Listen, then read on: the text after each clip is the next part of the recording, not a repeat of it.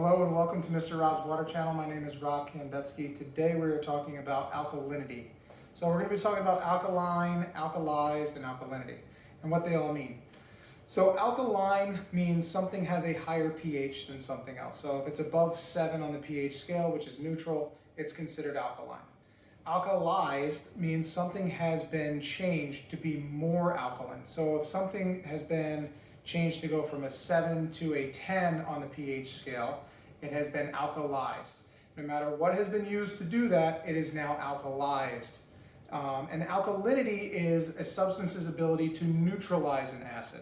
So the reason why I wanted to come on here today and explain those is because there's some confusion around alkaline bottled water, alkaline water, alkalized water, and what they all mean and what the differences are. So today I'm going to give a brief demonstration. We're going to do a little experiment here to show the alkalinity of certain substances. Mainly I'm going to be comparing water, which I've used some tap water, and I've mixed in baking soda. And you're thinking, well, why did you do that?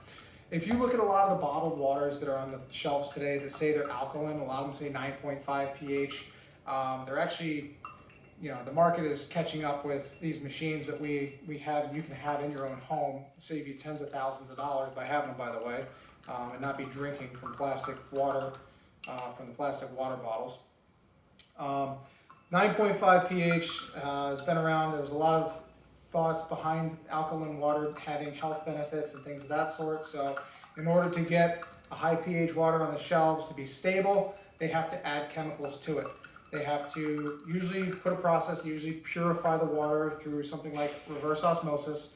And then if you look on the bottle, it tells you how it's made. So they'll usually say purified water, purified through reverse osmosis, and then they'll tell you what they've added to the water. And a lot of times the main ingredient they add is baking soda, also known as sodium bicarbonate. So we've added that to this water here. And then in this jar here, we have ionized alkaline water from my Enagic Kangen machine. Now, the water that I have here, I've actually taken some citric acid. This is actually the same cleaning powder I use to clean my machine every week. And I've added it to some water to make it acidic. As we know, citric acid is in soda like Sprite, 7-Up, things like that. So it's acidic. And we're going to use these pH drops as an indicator here. So we have 2 acidic jars and we have 2 alkaline jars, one using sodium bicarbonate, one using electrolysis from the Kangen machine. So we're going to add some drops here, and blue on the pH scale usually means around 9.5 pH 10. This orange that we're seeing here is usually around a 2 or 3 on the pH scale, so very acidic.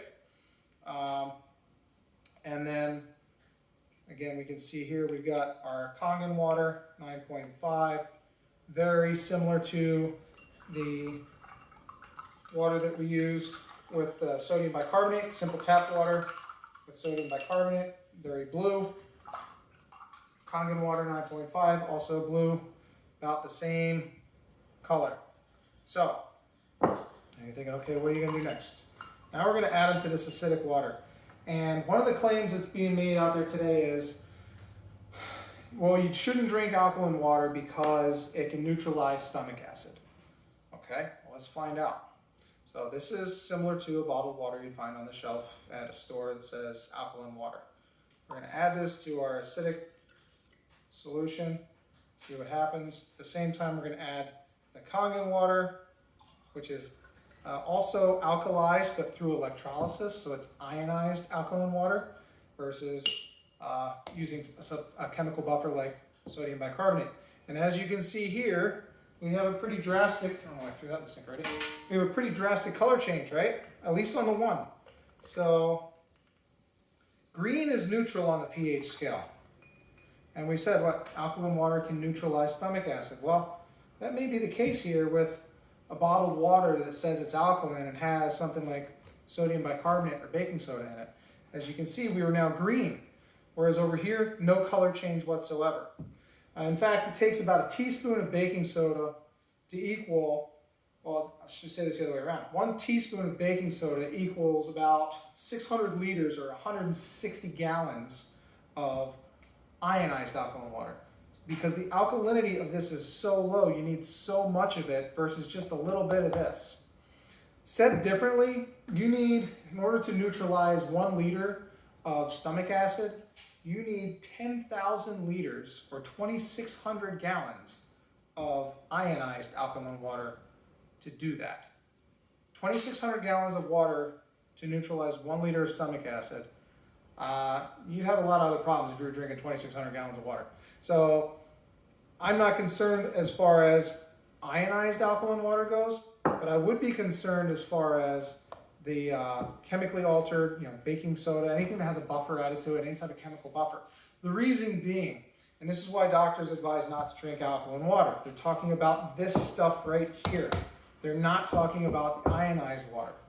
Is because it can neutralize, it can alter your body's pH, especially over time. If you're drinking the recommended amount of water and that's all you're drinking is that, buffered alkaline water, then yes, you could potentially have issues with metabolic alkalosis.